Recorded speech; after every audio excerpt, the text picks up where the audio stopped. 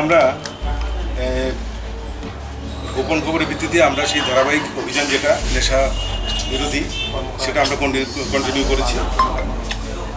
আজকে আমরা অনেক দিনের পলাতক এবং এই ফুলবাজার এলাকাটাকে বিশেষ করে মহারাজগঞ্জ বাজার এলাকাতে যে সবচেয়ে বেশি ড্রাগ নিয়ে বিক্রি করে এবং যাকে আমরা ধরতে পারছিলাম না, আজকে তাকে ধরা হয়েছে। তার নাম হচ্ছে প্রদীপ কুমার দাস এলাইস নিরু, এবং তার কাছ থেকে পাওয়া যায় 35টি কোরেক্স এবং আর বাকি 672টি এসপি ট্যাবলেট মানে স্পাজমোপ্রক্সিবিয়াম, এবং তার মোবাইল ফোন এবং তার বাইক সবই আমরা ওর কাছ থেকে সিজ করি। এবং তাকে জিজ্ঞাসাবাদ করার পর আরও দুজনের নাম পাওয়া যায়। এই দুজনকেও আমরা তার সহযোগিতা অনুযায়ী আমরা ওই দুজনকে আস্তাবল এলাকা থেকে ধরতে পারি। এই টোটাল যে অপারেশনটা হয়েছে সেটার পূর্ব থানা ওসি এবং এমজি বাজার থানা ওসি ওরা নেতৃত্ব দিয়েছে। পাশাপাশি আরও আমরা 4 জনকে এই কেসে আমরা টার্গেট করেছি, যারা এই ব্যবসায় ওই জায়গাতে সবসময় অ্যাভেলেবেল থেকে মানুষকে ড্রাগস সাপ্লাই করে থাকে। এদেরকেও আমরা অ্যারেস্ট করব আগামী পুজো, এই পুজোর মধ্যে, পুজোর আগে এদেরকে আমরা অ্যারেস্ট করব। তবে আমাদের যে টার্গেট সেটা হচ্ছে এই দুর্গাপূজার আগে আমরা যতজন নেশা কারবারি, নেশা বিক্রি করার যতজন এই ব্যবসায় যারা জড়িত আছে প্রত্যেককে আমরা অ্যারেস্ট করতে সক্ষম হব এবং পুজো আমরা শান্তিপূর্ণভাবে কাটাবো। এখন অবধি যাদেরকে ধরা হয়েছে তাদের নামগুলি কী কী? যাদেরকে ধরা হয়েছে প্রথম হচ্ছে প্রদীপ,